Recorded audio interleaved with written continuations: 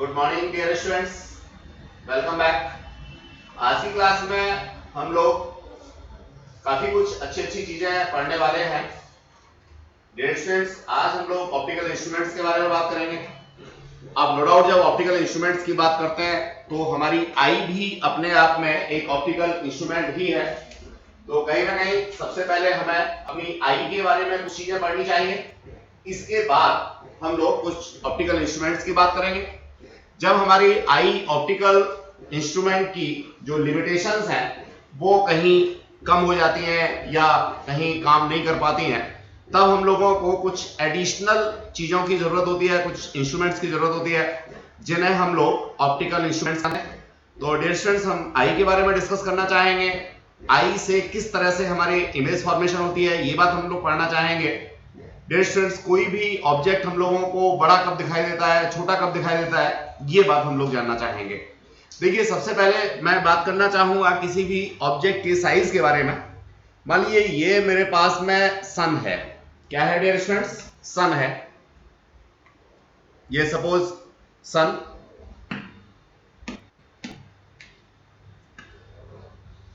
अब यहां मेरी आई है। सन से आई पर सबटेंड होने वाला एंगल मान लीजिए ये अल्फा है। अब नो डाउट चूंकि सन हमारी आई से काफी ज्यादा दूर है तो आई पर सबटेंड होने वाला ये एंगल अल्फा जो है कंपैरेटिवली काफी कम होता है।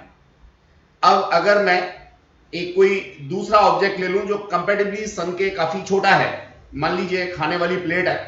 अगर मैं उस खाने वाली प्लेट को अपनी आई के बिल्कुल नजदीक प्लेस करता हूं तो आई पर सबटेंड होने वाला जो एंगल है कंपैरेटिवली काफी बड़ा बनता है।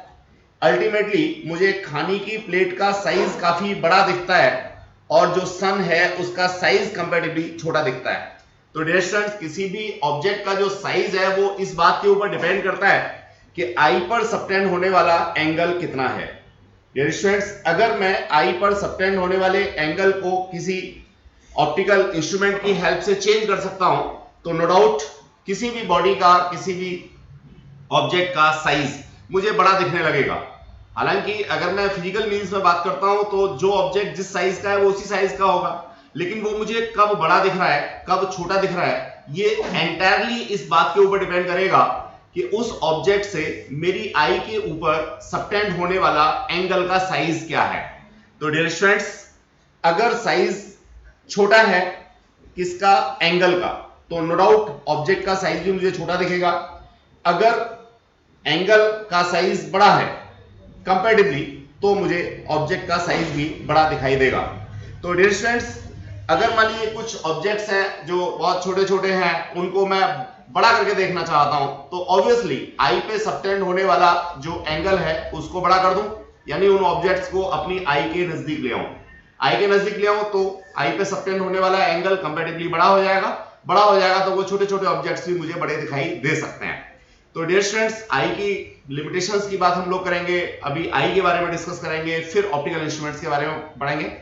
अब ऑप्टिकल इंस्ट्रूमेंट्स की नीड क्या है इस बात को हम लोगों ने यहां ब्रीफ कर रखा है, उसे देखते हैं। Purpose of using optical instruments, सबसे पहला है to form the image of close lying objects at a least distance of distinct vision. देखिए, पहला जो कॉन्सेप्ट है वो बिल्कुल थोड़ा सा फर्क है, तो मैं इसको पहले समझाना चाहूंगा डियर स्टूडेंट्स। ये डिस्टेंस ऑफ डिस्टिंक्ट विजन क्या है इस बात को हम लोग पढ़ना चाहेंगे।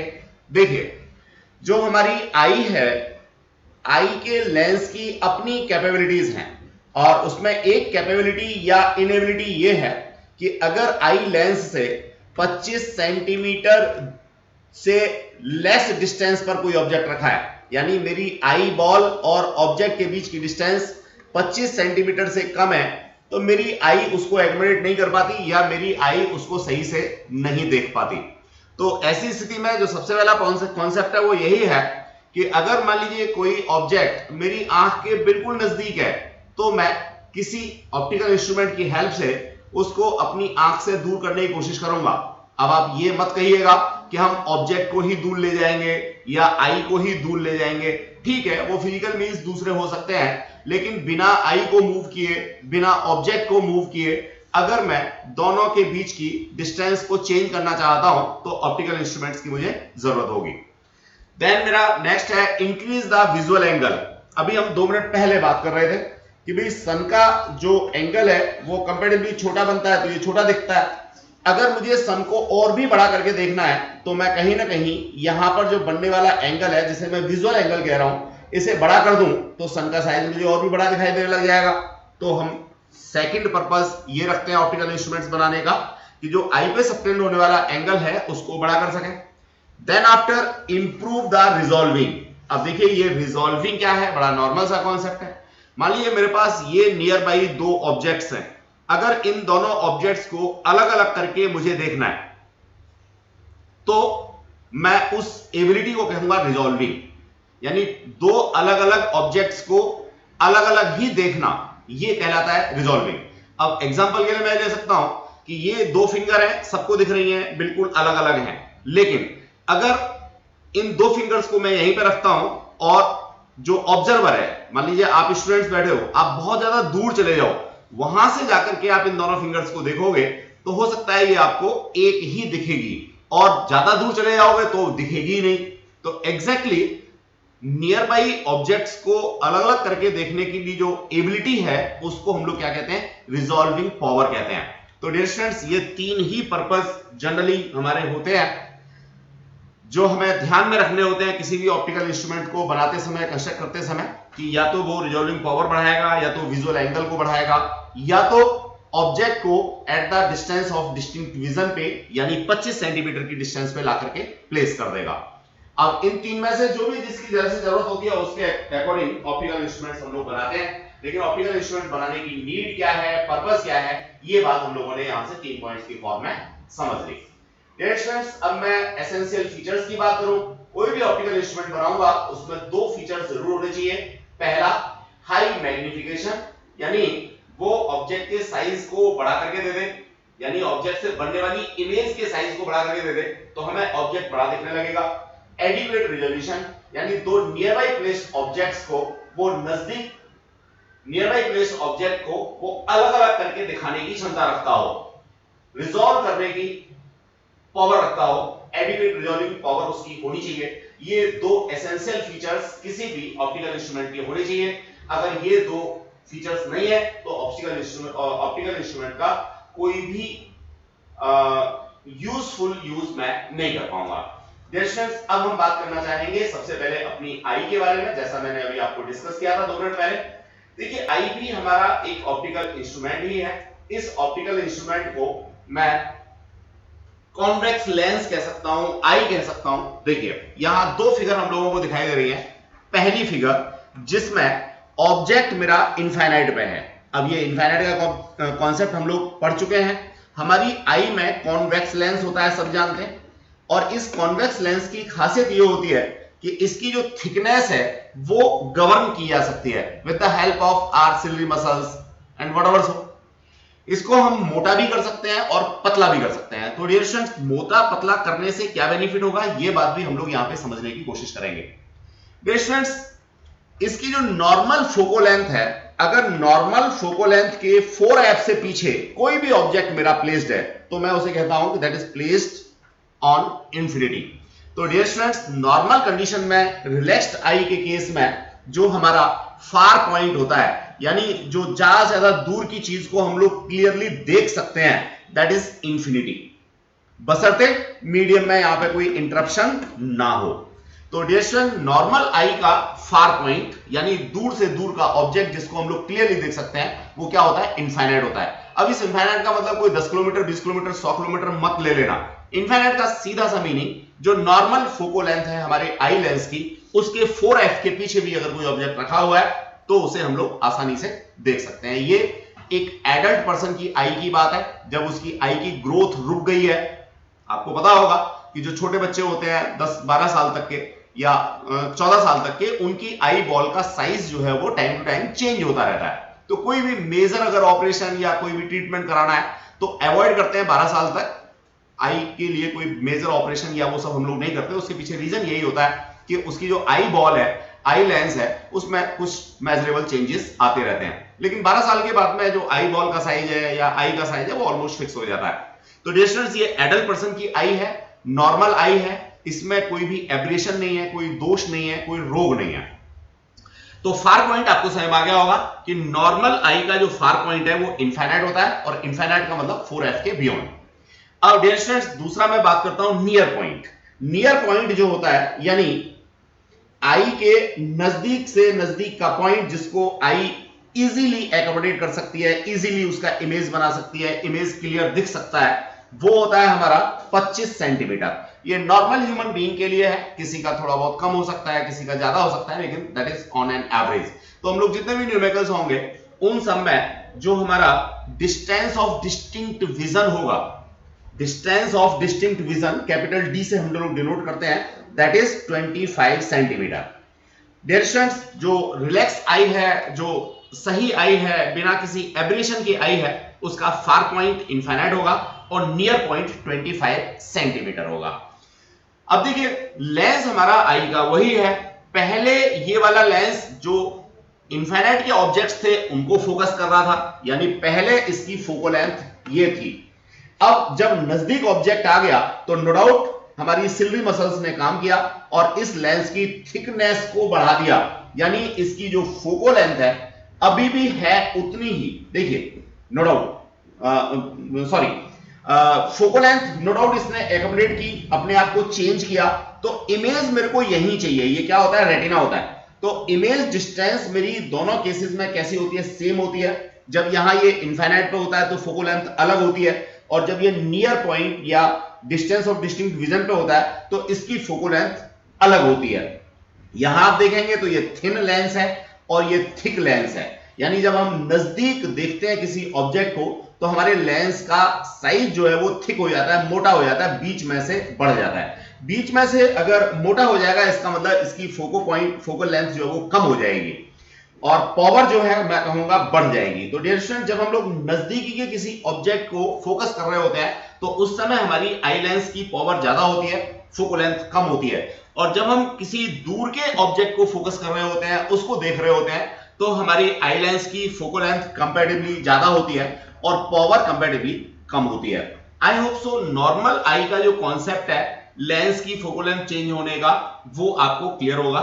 जहां तक इमेज डिस्टेंस का कॉन्सेप्ट है डियर स्टूडेंट्स, दोनों ही केसेस में जब मेरा ऑब्जेक्ट इनफाइनाइट पे रखा है तब भी मेरा v वही आई लेंस और रेटिना के बीच की डिस्टेंस है, और जब मेरा ऑब्जेक्ट बिल्कुल नजदीक रखा है, 25 सेंटीमीटर पे रखा है, डिस्टेंस ऑफ डिस्टिंक्ट विजन पे रखा है, तभी भी जो इमेज डिस्टेंस है वो उतनी ही है, कितनी? जो मेरा आई बॉल का साइज है या जो मेरे आई लेंस और रेटिना के बीच की डिस्टेंस है। तो दोनों ही केसेस में जो इमेज डिस्टेंस है v है वो सेम है, u दोनों का अलग अलग है। उसी के करस्पॉन्डिंग आई का जो फोकल पॉइंट है या फोकल लेंथ है वो चेंज हो जाती है। तो डियर स्टूडेंट्स, ये बात थी हमारे ऑप्टिकल इंस्ट्रूमेंट आई के बारे में, जो ऑटोमेटिकली चेंज होता है। हमारी आई की पुतलियां जो है वो कहीं ना कहीं इस लेंस की पावर को, फोकल लेंथ को गवर्न करती हैं। आपने ध्यान से देखा भी होगा कि मान लीजिए आप बाइक चला रहे हैं, तो बाइक चलाते समय वो भी फास्ट, काफी दूर के ऑब्जेक्ट्स को आपने फोकस करना होता है, ठीक है, और काफी देर तक बाइक चलाते चलाते अचानक से आपका कोई मोबाइल में घंटी बजने लगे, आप एकदम से रुके हैं और उसकी स्क्रीन को देखने लगे। चलिए साहब, मोबाइल भी छोड़ो, गलत बात है, बाइक चलाते समय मोबाइल हम लोगों को यूज नहीं करना चाहिए। हम क्या करते हैं, साहब बहुत दूर का हम लोग फोकस कर रहे हैं और अचानक से हमारे मन में आता है कि भैया जरा स्पीड देख लें, स्पीडोमीटर देख लें, कितने किलोमीटर चल के आ गए। तो हम अपनी आईज को एकदम से ऐसे नीचे करते हैं, स्पीडोमीटर के ऊपर आते हैं, तो उस समय उस प्रोसेस में कहीं ना कहीं हमारी जो सिल्वरी मसल्स हैं वो लेंस की फोकल लेंथ को चेंज कर देती है। हमें कई बार क्या होता है, चेंज करने में थोड़ा टाइम भी लगता है। तो जब हम दूर देख रहे होते हैं और एकदम से नजदीक देखने की कोशिश करते हैं तो 1-2 सेकंड के लिए हम लोगों को ब्लर भी दिखाई देता है, हम लोगों की फोकसिंग प्रॉपर नहीं हो पाती, लेकिन फिर धीमे धीमे करके 2 सेकंड में, 5 सेकंड में, 10 सेकंड में फोकसिंग प्रॉपर हो जाती है। Dear students, no doubt old age में ये प्रॉब्लम कंपैरेटिवली ज्यादा आती है कि जब हमें फोकसिंग को चेंज करना होता है, नजदीक से एकदम से दूर देखना है या दूर से एकदम से नजदीक देखना है, तो ये थोड़ा सा टाइम ले जाता है due to what, elastic fitting of silvery muscles. तो ये बात थी हमारी आई के एकोमोडेशन के बारे में। आपने इस चीज को महसूस भी किया होगा कि मान लीजिए कोई चीज हमें दूर देखनी होती है तो हम ऐसे करके देखते हैं, और जब कोई चीज नजदीक देखनी होती है तो हमारी आई जो है वो ऑटोमेटिकली कंपैरेटिवली थोड़ा एक्सपेंड होती है, समझ गए होंगे मैं क्या कहना चाहता हूं। तो डियर स्टूडेंट्स, ये एक नॉर्मल सी बात थी, आपके डेली बिहेवियर की बात थी। अब एग्जाम में इसमें से क्या पूछा जाता है, कैसे पूछा जाता है, ये तो एक अलग कॉन्सेप्ट है, लेकिन मेरे को ये सब आनी चाहिए। और अगर रोट मेमोरी की बात करता हूं तो दो बातें आनी चाहिए कि जो नॉर्मल आई है उसका फार पॉइंट इनफाइनाइट होता है और जो नियर पॉइंट है या डिस्टेंस ऑफ डिस्टिंक्ट विजन है वो 25 सेंटीमीटर होती है। ये सिर्फ दो बातें हैं जिनकी जरूरत हमें आगे पड़ेगी। डिस्टेंस, अब मैं आगे बढ़ना चाहूंगा आई में होने वाले दोषों की, एब्रेशंस की। मायोपिया, मायोपिया जो होता है वो बेसिकली नियर साइटनेस को हम लोग कहते हैं। नियर साइटनेस में जो नजदीक के ऑब्जेक्ट हैं वो तो हम लोगों को क्लियर दिखाई देते हैं। जो नजदीक के ऑब्जेक्ट हैं बच्चों वो तो हमें क्लियर दिखाई देते हैं। आप इसकी सेकंड फिगर को कंसीडर कीजिए। क्या कंसीडर कीजिए कि जो नजदीक के ऑब्जेक्ट हैं वो क्लियर दिखते हैं, लेकिन जो दूर के ऑब्जेक्ट हैं, इनफाइनाइट से जो आ रहा था, इनफाइनाइट से जो आ रहा था वो जो है हमारा रेटिना पे इमेज ना बनके उससे पहले ही बन जाता है। जब रेटिना से पहले इमेज बन जाएगा तो ऑब्वियसली चीजें हम लोगों को कैसी दिखेंगी, ब्लर दिखेंगी। अब इसको और दूसरी तरफ देखूं, इनफाइनाइट के लिए तो मेरी इमेज यहां बन रही थी, लेकिन जो फार पॉइंट है, अगर मैं उस फार पॉइंट को इनफाइनाइट से रिड्यूस करके एक पर्टिकुलर पॉइंट पे ले आऊं, आई के नजदीक ले आऊं, तो ऐसी स्थिति में निश्चित रूप से मेरे को यहां पे इमेज प्रॉपर दिखाई देने लगेगी। या मैं ये कह सकता हूं कि मायोपिया में किसी भी पर्सन का जो फार पॉइंट है वो इनफाइनाइट ना हो करके एक डेफिनेट होता है। 2 मीटर हो सकता है, 4 मीटर हो सकता है, आधा मीटर हो सकता है, व्हाटएवर सो, या 1 मीटर हो सकता है। तो मायोपिया में क्या होता है, व्यक्ति का जो फार पॉइंट है वो चेंज हो जाता है, इनफाइनाइट के बजाय कोई भी छोटी फाइनाइट डिस्टेंस हो जाती है। ये होता है मायोपिया में। और जो नियर पॉइंट है 25 सेंटीमीटर का जो कॉन्सेप्ट था, डिस्टेंस ऑफ डिस्टिंक्ट का कॉन्सेप्ट था, वो हमारा एज यूजुअल रहता है, उसमें कोई भी चेंज नहीं आता। अब डियर स्टूडेंट्स, अगर मैं इसके करेक्शन की बात करना चाहूं तो करेक्शन मैं इसका कैसे कर सकता हूं। ऑब्वियस है, जो मेरा फार पॉइंट चेंज हो गया था, क्या जो फार पॉइंट मेरा चेंज हो गया था उस फार पॉइंट को मैं दोबारा से वही इनफाइनाइट पर लेकर के आ जाऊं। फार पॉइंट को इनफाइनाइट पे लाना बड़ा आसान सा काम है।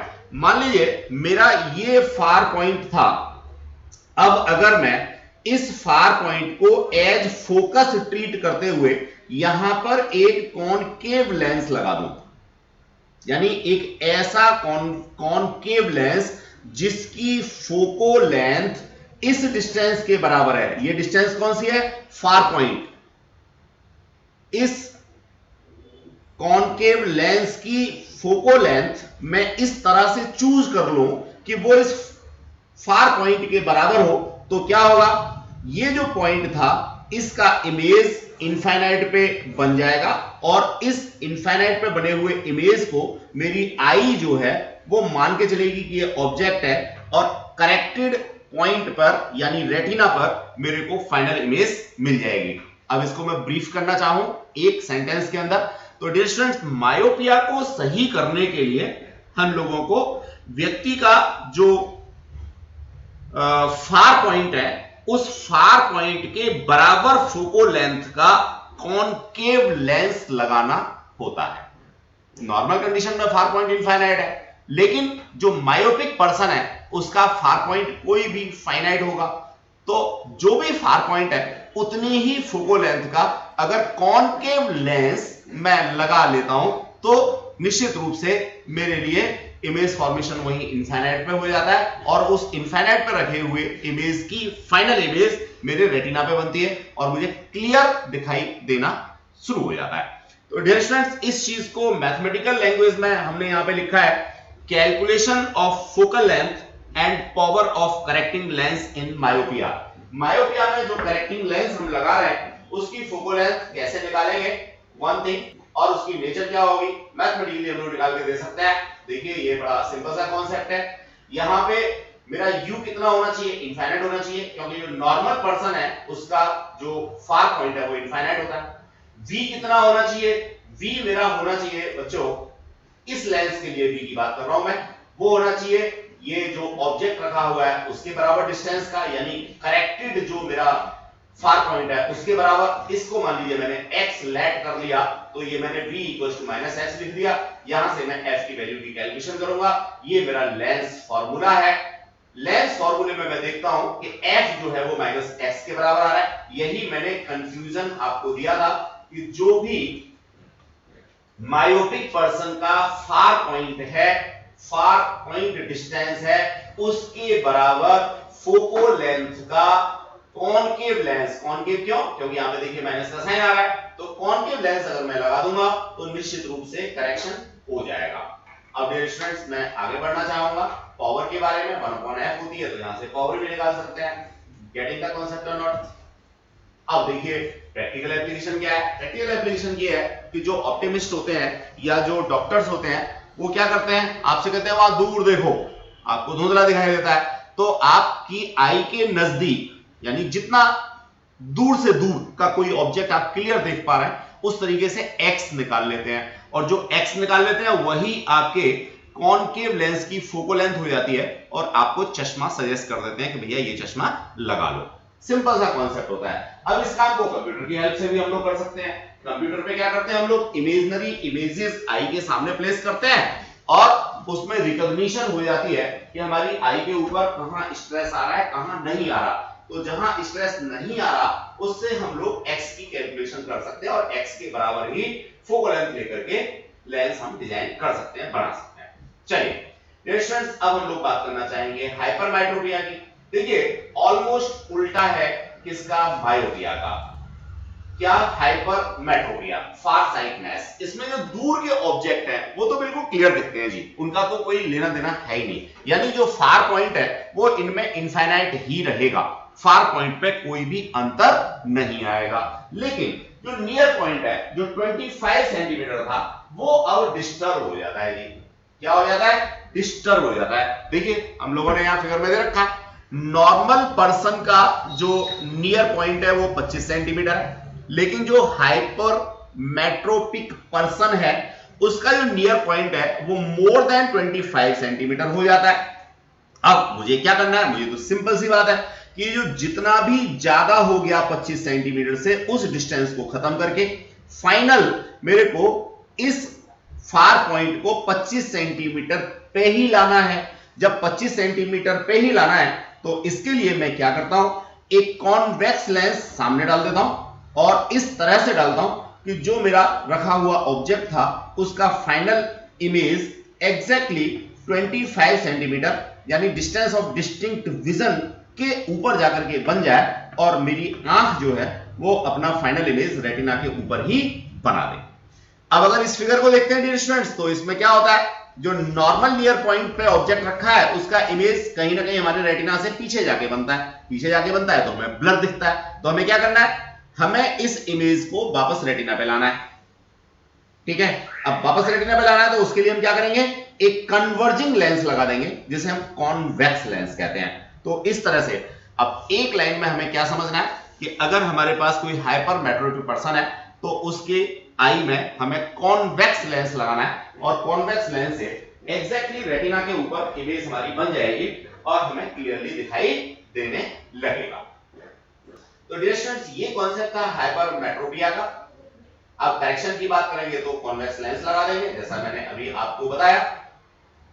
कुछ रोग और भी हैं, जैसे प्रेस बायोपिया है। प्रेस बायोपिया में क्या होता है कि जो जनरली ओल्ड एज का रोग होता है, यहाँ पे जो हमारी आई लेंस है वो एकोमोडेट सही से नहीं कर पाता, फोकल लेंथ को सही से चेंज नहीं कर पाता, तो वहां मायोपिया और हाइपरमेट्रोपिया दोनों ही एक साथ हो जाते हैं। जब दोनों एक साथ हो जाते हैं तो निश्चित रूप से ये इस तरीके का रोग होता है। तो हमें चश्मा जो लगाना होता है वो कैसा लगाना होता है, बाई फोकल लगाना होता है, यानी ऊपर वाले हिस्से में हमें कॉनकेव यूज करना होता है और नीचे वाले हिस्से में, क्योंकि जब हम पढ़ते हैं तो नॉर्मली हमारा नीचे ही आई का विजन होता है, तो वहां पे हम लोग कॉन्वेक्स लगाते हैं। तो बाई फोकल लेंसेज हम लोग यूज करते हैं किसमें, प्रेस बायोपिया में।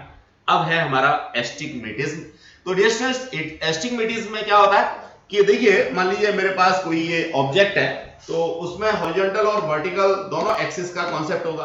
कोई भी ऑब्जेक्ट है तो दोनों ही एक्सिस होंगे। अब एस्टिग्मेटिज्म में या तो वो वर्टिकल को सही से फोकस कर लेता है, हॉरिजॉन्टल को नहीं कर पाता, या तो हॉरिजॉन्टल को सही से फोकस कर लेता है, वर्टिकल को नहीं कर पाता।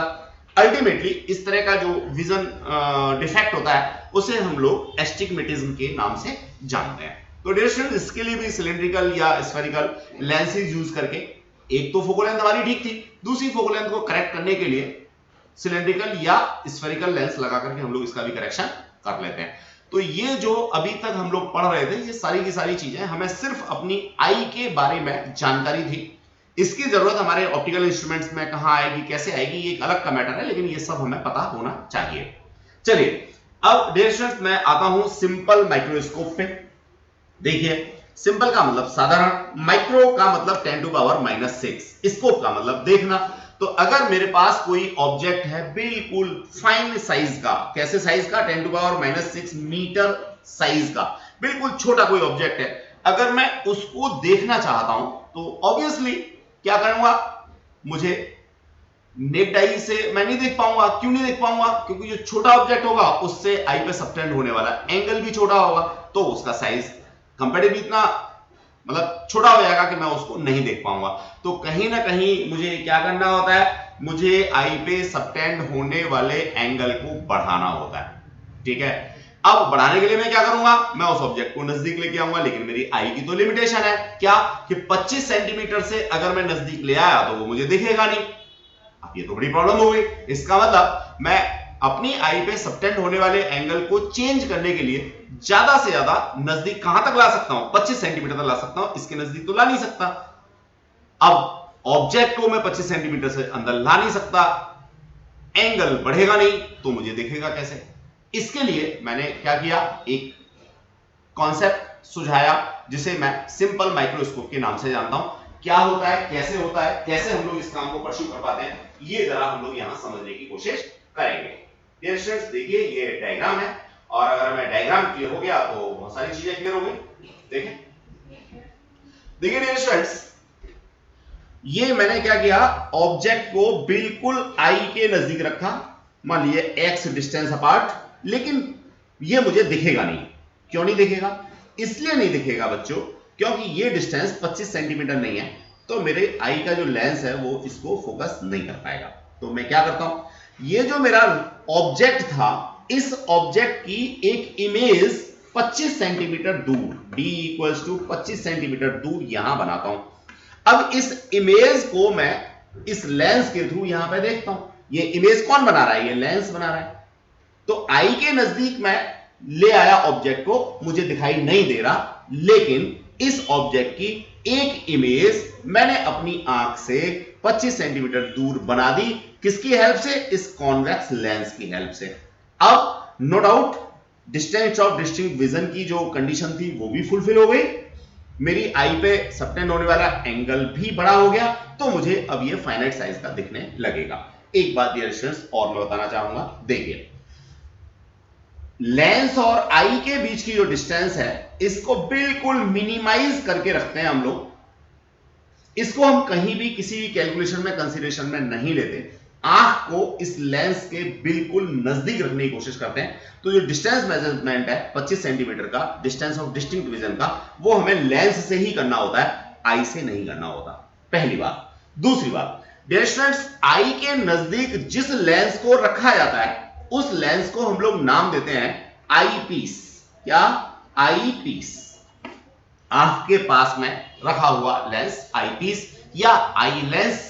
अब आई लेंस का मतलब आंख के अंदर वाला लेंस नहीं, ये जो बाहर लगा है।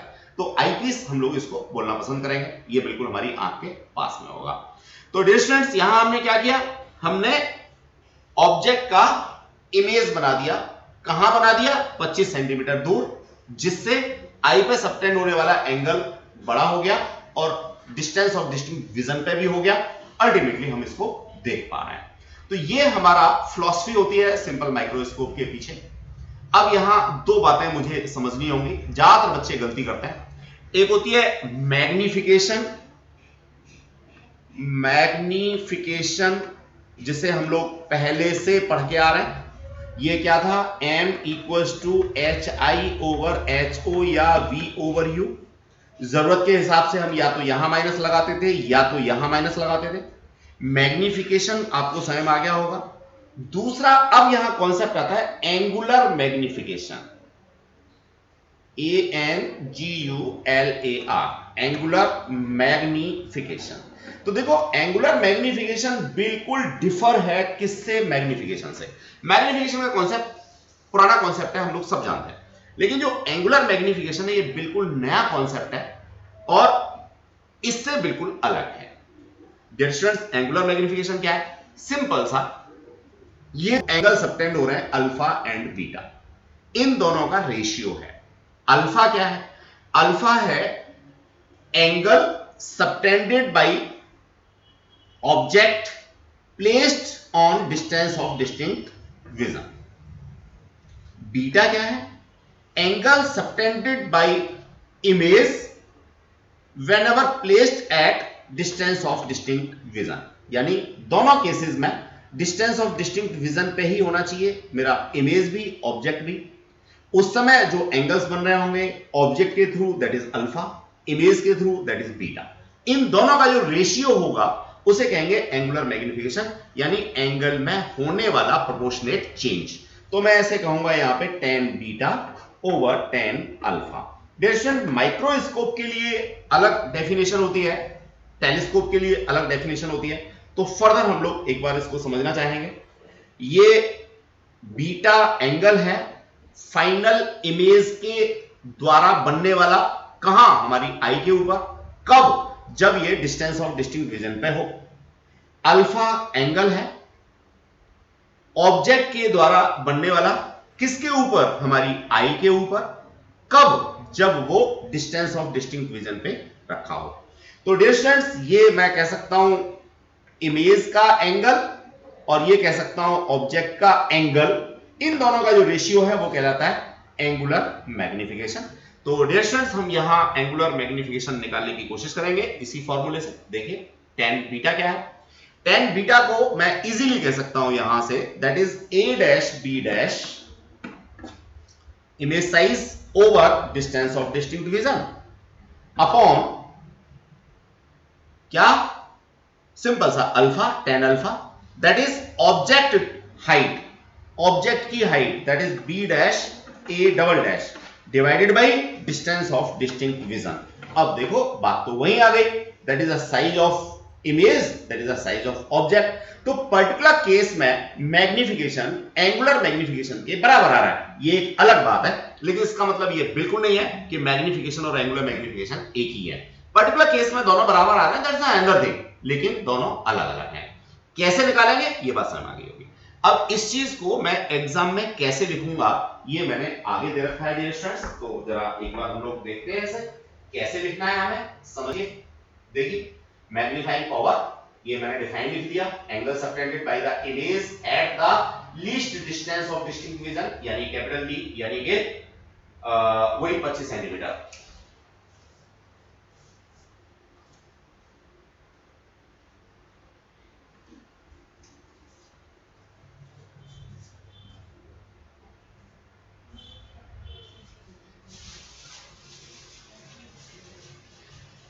तो डियर स्टूडेंट्स, ये हो गया मेरा m beta over alpha, tan beta over tan alpha, दोनों की वैल्यूज को मैंने डाला, तो यहां पे ये मेरे को मिल गया ob डैश ओवर ob।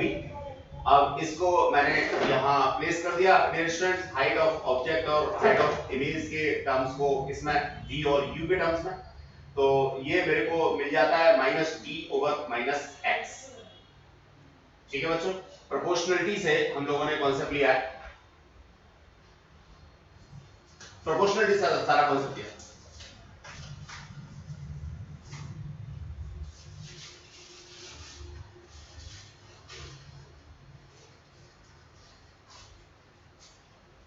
तो अब अगर मैं इसमें थिन लेंस फार्मूला यूज करता हूं, क्या यूज करता हूं dear student? Thin lens formula use करता हूं। तो देखिए v की जगह पे मैं डिस्टेंस ऑफ डिस्टिंक्ट विजन डाल दूंगा, ठीक है? तो 1/v minus 1/u equals to 1/f, इसमें मैंने विद साइन कन्वेंशन डाला, v की जगह पे -d डाला, u की जगह पे -x डाला, तो यहां से मेरे को रिलेशनशिप निकल के आ गई क्या? m equals to 1 plus d over f। ऐसा मैंने क्यों किया? v और u जो थे वो कहीं ना कहीं वेरिएबल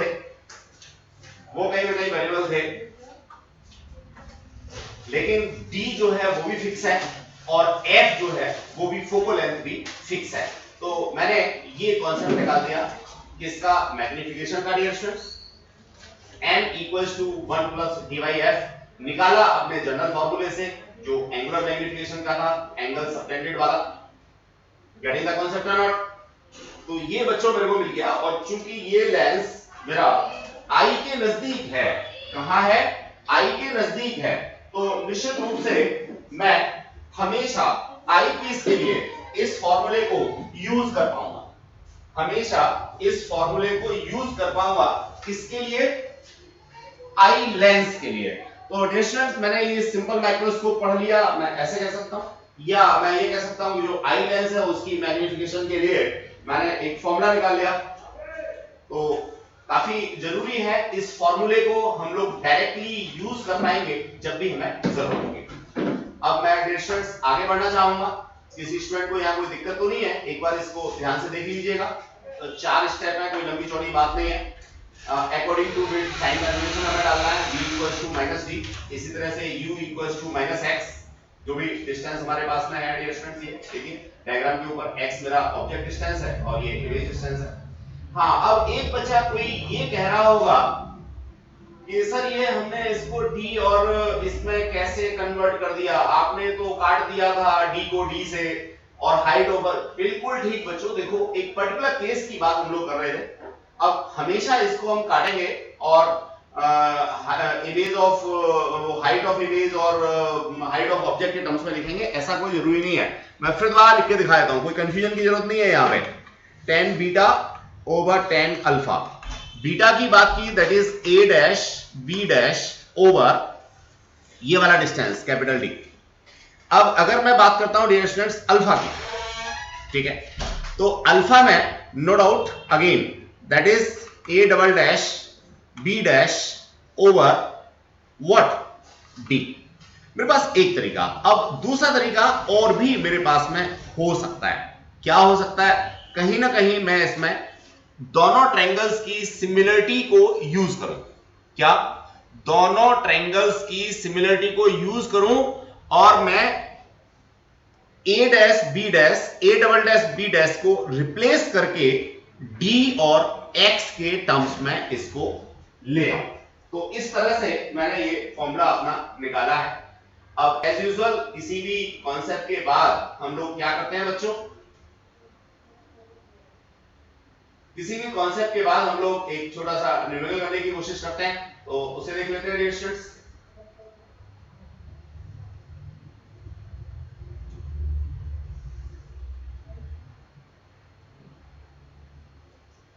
एग्जांपल नंबर 35 बड़ा मजेदार सा है, देखते हैं क्या है।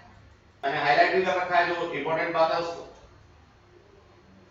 An object is to be seen through a simple microscope of power 10D।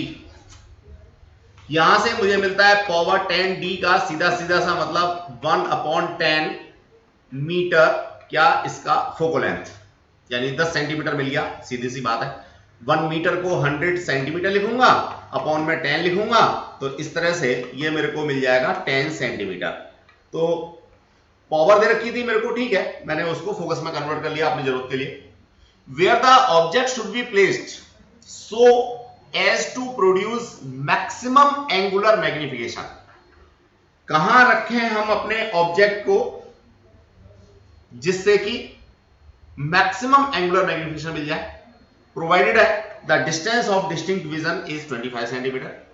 यहां डियर स्टूडेंट्स इस क्वेश्चन को करने का जो पर्पज है वो सिर्फ और सिर्फ ये बताना है कि अगर मुझे मैक्सिमम एंगुलर मैग्निफिकेशन चाहिए तो इसके लिए मुझे मेरी फाइनल इमेज कहां बननी चाहिए, नियर पॉइंट पर बननी चाहिए, यानी 25 सेंटीमीटर पर बननी चाहिए। यानी किसी भी ऑप्टिकल इंस्ट्रूमेंट के थ्रू अगर मुझे मैक्सिमम एंगुलर मैग्निफिकेशन चाहिए तो मेरी फाइनल इमेज मेरे नियर पॉइंट पर बननी चाहिए। ये इंफॉर्मेशन इस क्वेश्चन में काम आएगी। ये जो मैंने लिखा है अपनी जगह पे बिल्कुल ठीक है। अब मुझे इस को यूज करते हुए यानी कि v को -d के बराबर लेते हुए f को 10 सेंटीमीटर लेते हुए क्या निकाल देना है, u निकाल देना है।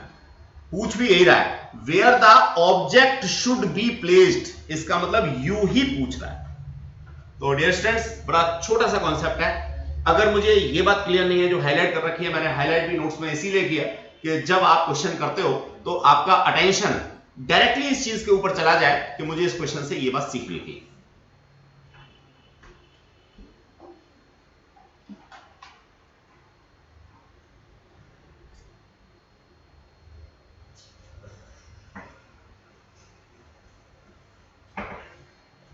बच्चों आगे बढ़ते हैं, और आगे जो है एक न्यूमेरिकल हम लोग और डिस्कस करना चाहेंगे।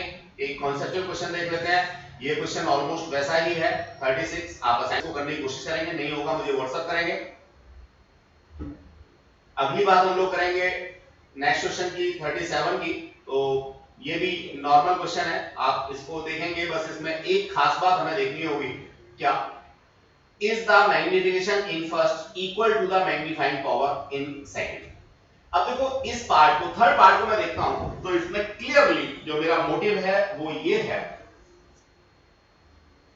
कि मैग्निफिकेशन और मैग्नीफाइंग पावर दोनों को मैं डिस्क्रिमिनेट करके आपको दे दूं। तो डियर स्टूडेंट, मैं पहले ही आपको डिस्क्रिमिनेट कर चुका हूं कि मैग्नीफाइंग पावर जो होती है वो tan beta over tan alpha के टर्म्स में आती है, और मैग्निफिकेशन जो है वो hi ओवर ho के टर्म्स में आता है। तो यही बात हम लोगों ने यहाँ सॉल्यूशन में भी आपको समझा रखी है, मैं एक्सप्लेन करता हूं। No magnification of an image by a lens and angular magnification or magnifying power। अब ये एंगुलर मैग्निफिकेशन और मैग्नीफाइंग पावर दोनों एक ही बातें हैं, ठीक है बच्चों। Of an optical instruments are two separate things, the latter is the ratio of angular size of the object, वही tan beta over tan alpha, और फर्स्ट वन जो था वो hi ओवर ho था। तो ये बात मुझे यहाँ पे क्लियर करनी थी, इसलिए मैंने इस क्वेश्चन को यहाँ डाला है। अब मैथमेटिकल कैलकुलेशन जो है वो आप अपने आप से यहाँ करने की कोशिश करेंगे। आंसर आई होप सो आपका सही निकल के आएगा। फिर भी अगर कोई दिक्कत होगी तो यू में WhatsApp me. Thanks a lot. Keep safe. Be safe.